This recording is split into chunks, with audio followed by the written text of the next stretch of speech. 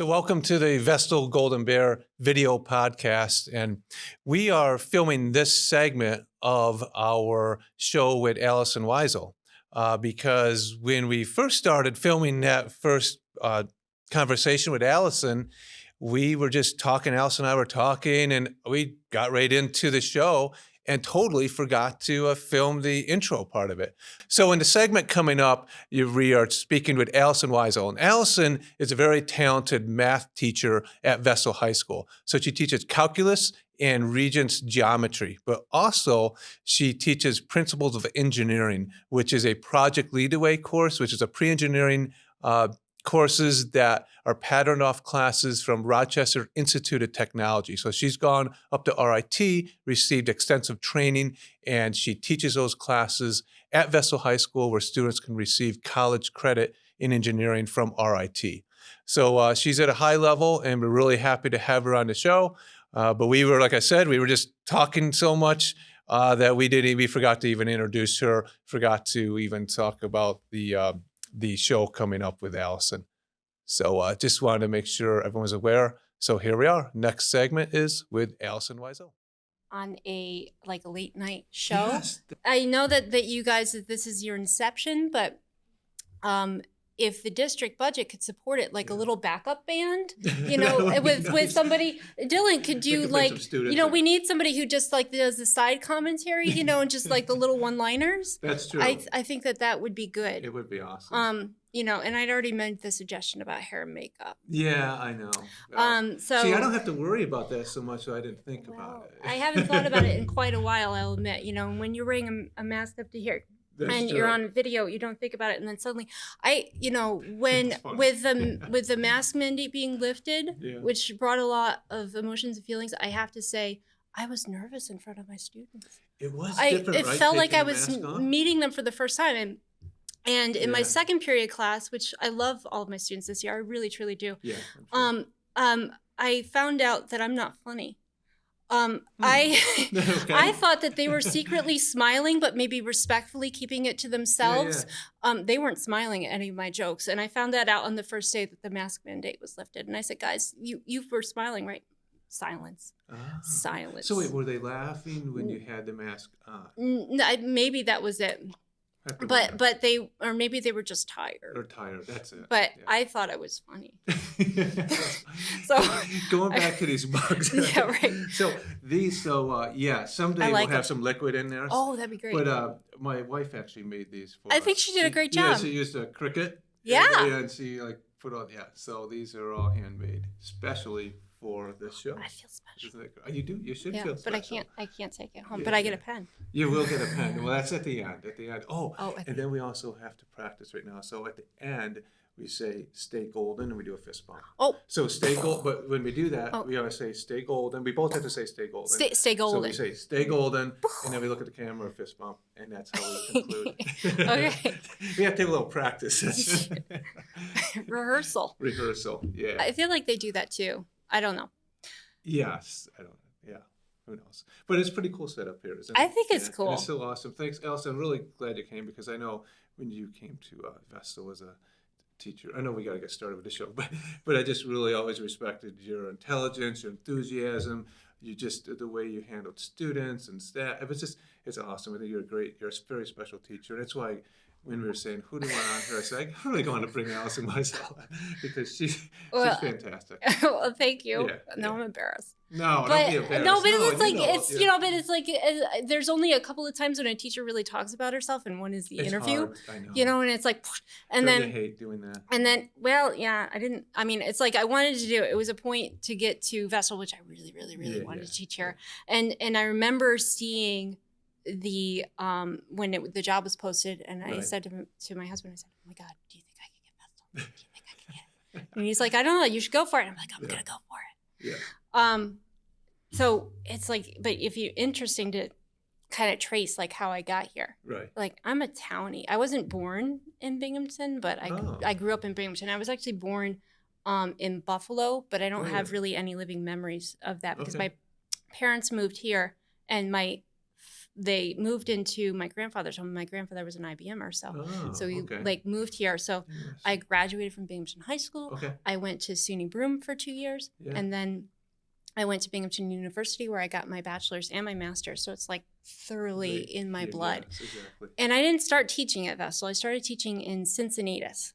Oh, I do remember that. Which is, it's a tiny, tiny little district that you've only ever heard of it if you've heard of it. It's like this kind of like, it's got a one crossroads and lots of cornfields. So you go through Green and out that Yep, way? yep. It's past Whitney Point. Whitney Point, okay. And I taught there for 6 years. And that was like during the recession, so there really weren't any teaching positions. But I liked it there and I grew there, but it was also an hour away from home. Right. So when I started looking around here, and that's when I was like, oh, Vestal's there. Oh my gosh. Right. And it was like, and this is what I said to Laura Lamash. I was like, and because she asked me, why do you want to teach here? I was like, this is the epitome of the school districts, like this is where it's at. Like, and I remember at the interview, I was talking to Carol Reynolds, who just recently retired, and she was talking about, she had taken her students on a field trip for computer science to California and this really rich and learning experience. And I was like, that's why I want to teach here. I want to be part of this district that 100%. Has these really awesome experiences for students that can link the learning that's so abstract in the classroom to the world.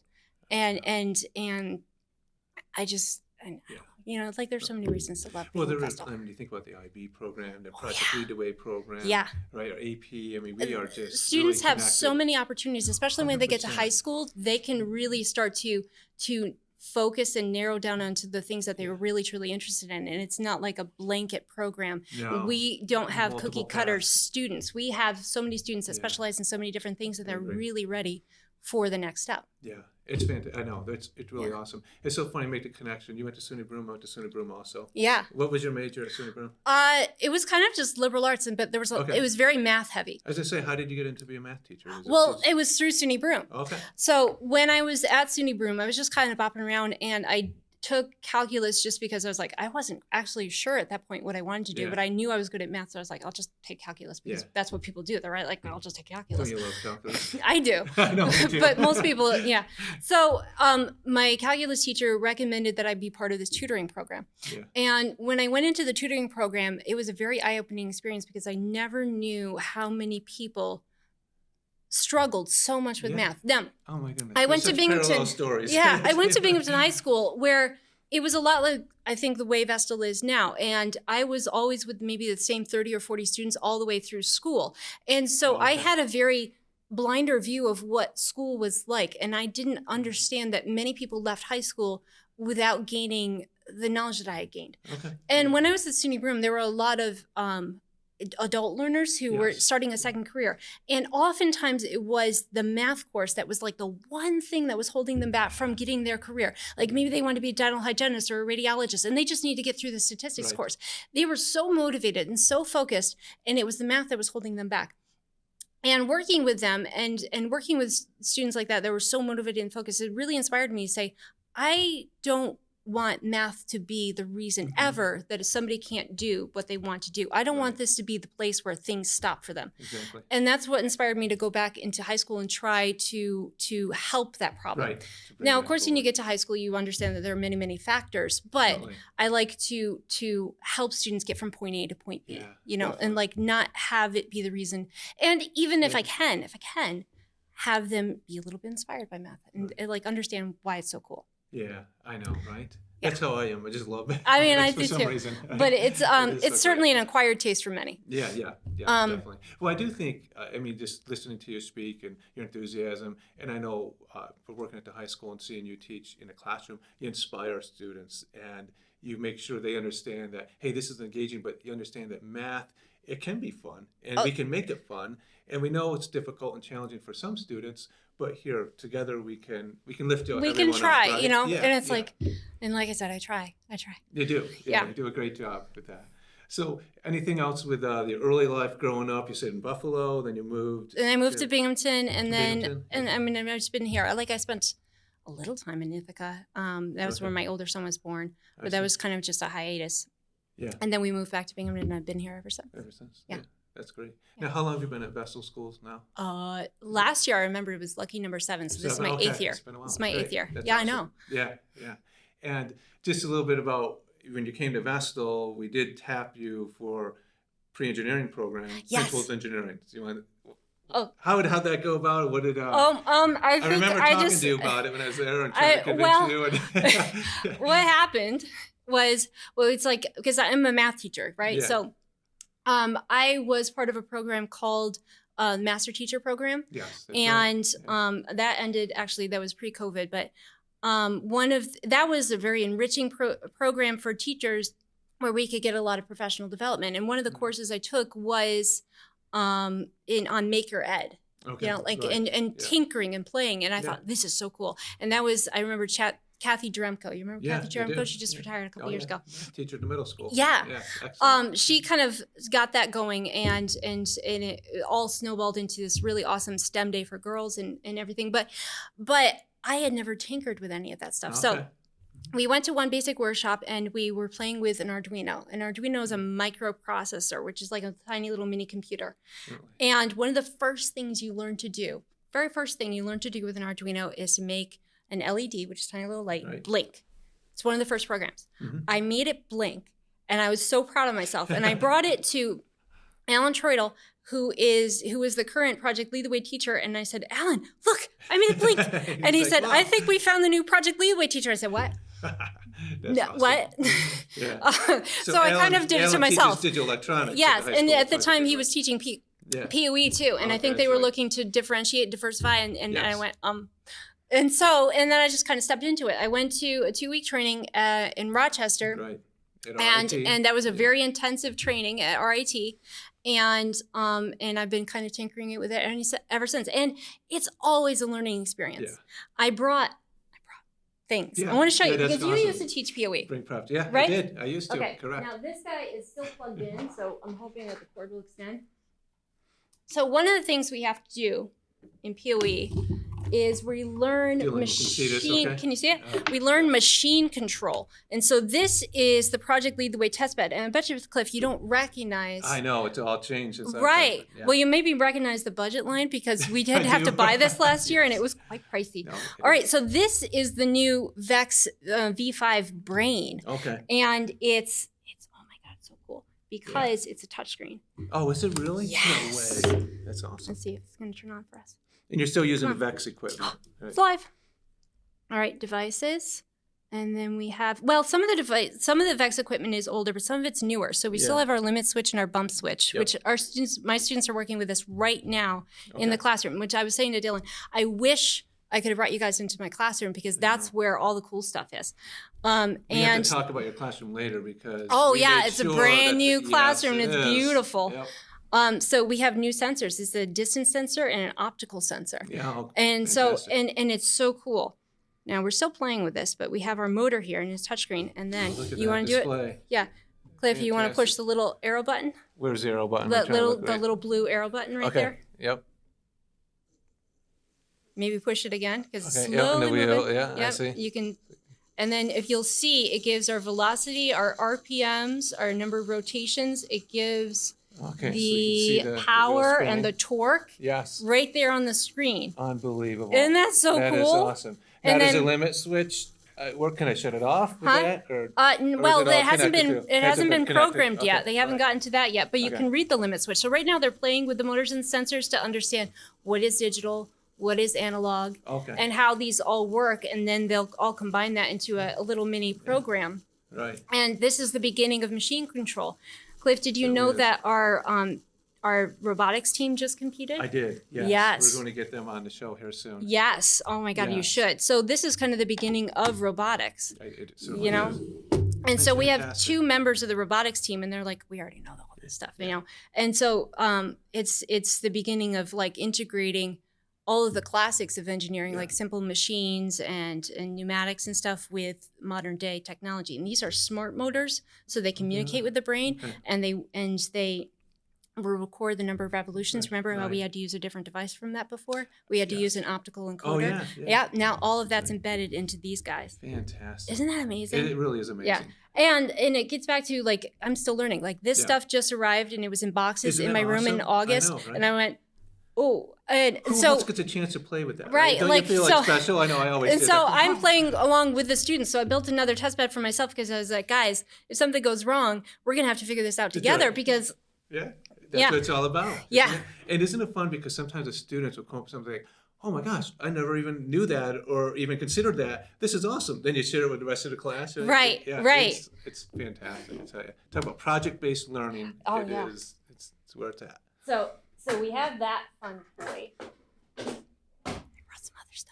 Yeah. Do you want to see it? Yeah, I Okay, definitely want to see it. This is awesome. So Project Lead the Way, I teach 2 periods of Principles of Engineering, which is only one of the Project Lead the Way courses. I wish I could have brought some of the stuff from digital electronics. He's got all these wires and does. stuff, Yeah. and I'm like, oh, that's a circuit Integrated board. circuit chips. Yeah. and- So many cool things there. And in Introduction to Engineering Design, they're doing Right. like AutoCAD stuff and They these do. really cool designs on the 3D computers. simulation Yes, modeling. yes, and it's really renderings. cool. And I wish you could see all of that. Yeah. I mean, this is just one of the cool things that we do with Project Lead the May Way. have to take a field trip sometime. I think you do, Dylan. I was saying the same thing. We gotta come and Yeah. see. Plus, you get to see the new classrooms that Right. are Isn't beautiful. I know. Isn't that great? Yes, and they have like the workspace and the learning space, and so we have enough room to Right. spread out And then we have and make our messes. the dirty lab. Yes. Right, which we are going to have some new equipment through one of our ESSER fund grants.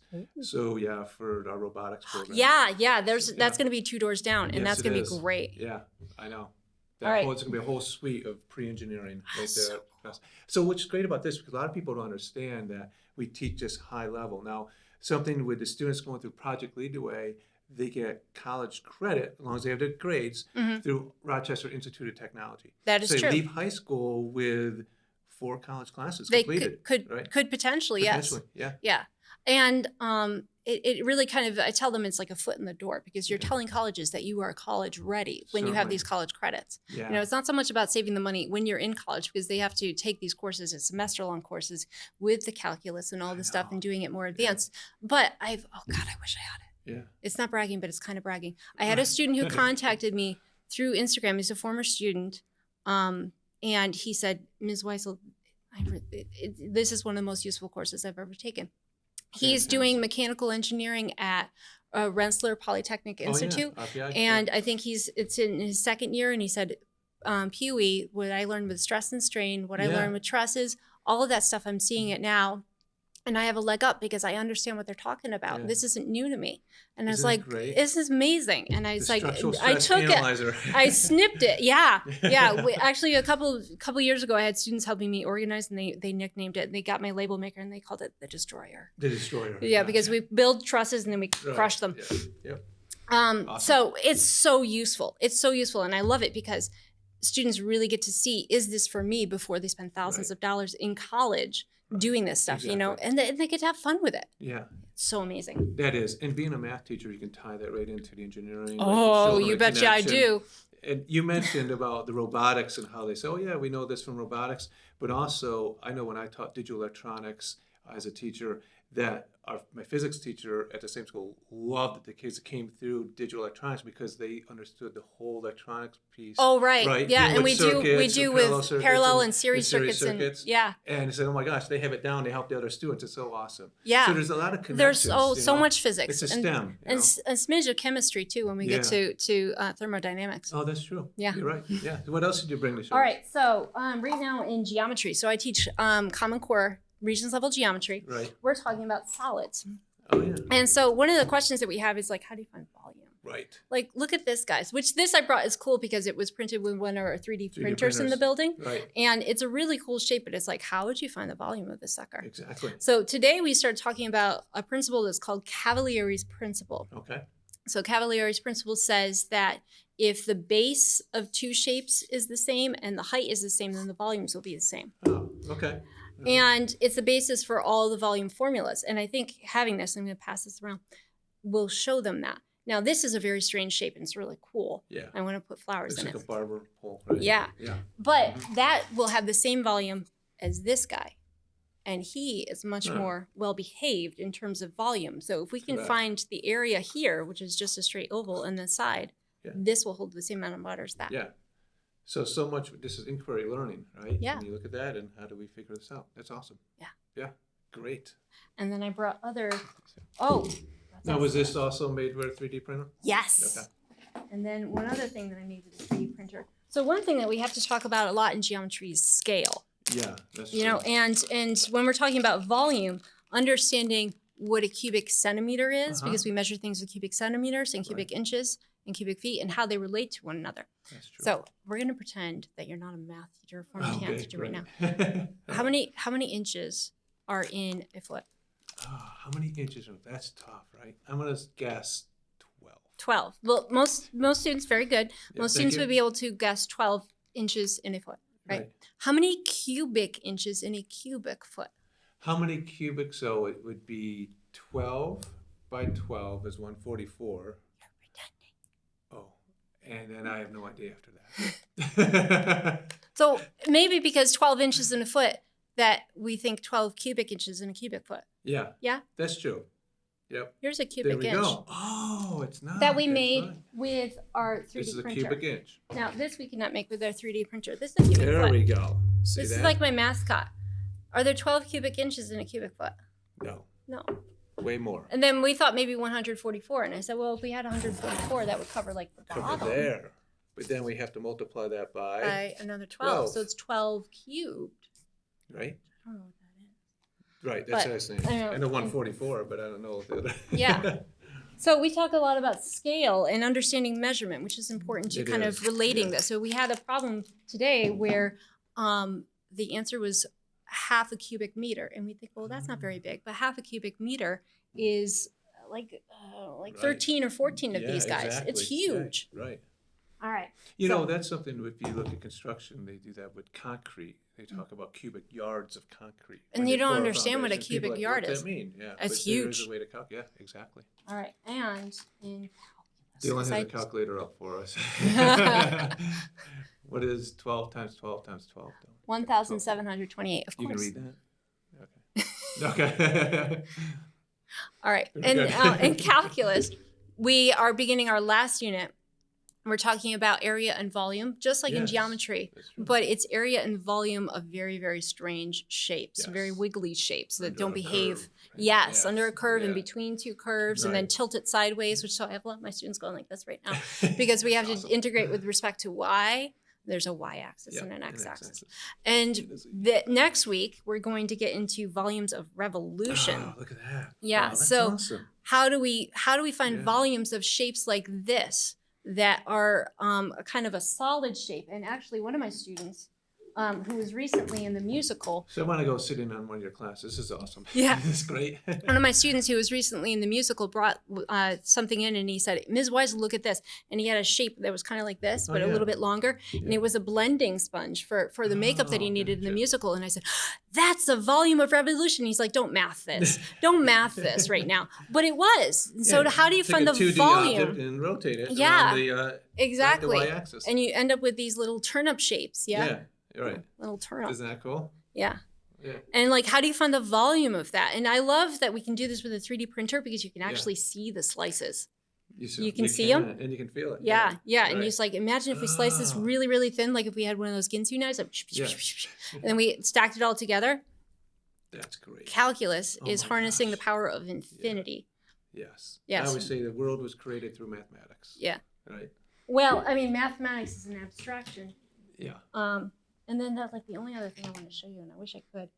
It's like, it's in my room, my mistakes poster. Oh, look at that. I Yeah. know. I remember. Because okay, math yes. is about trial and error, and then Yes. learning and failing, and then learning from those failures, and then Correct. learning again. Yes. And I have to model that for my students, so I make mistakes on purpose. I make mistakes on purpose for my Is students. that what you They tell are the never. students I made it on purpose? Or- Yes. Oh, okay. There you go. I mean, and they all understand that, and they all believe it. You're right. Yeah, we're actually at 95 right now.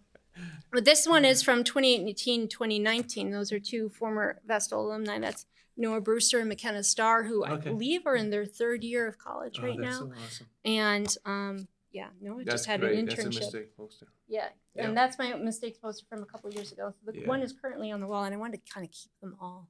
And then That's it's like cool. when I graduate, I almost said when I graduate. I know, When I understand. retire, Yeah. I want like the whole wall covered Cut in up mistakes all posters. those mistakes. Oh, boy. And also, if there are any former alumni, I also want pennants.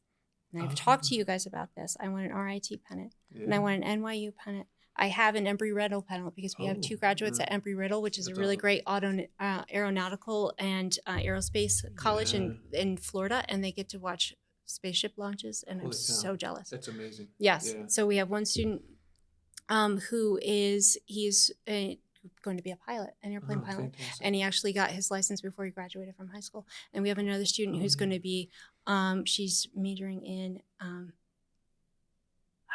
astronomy.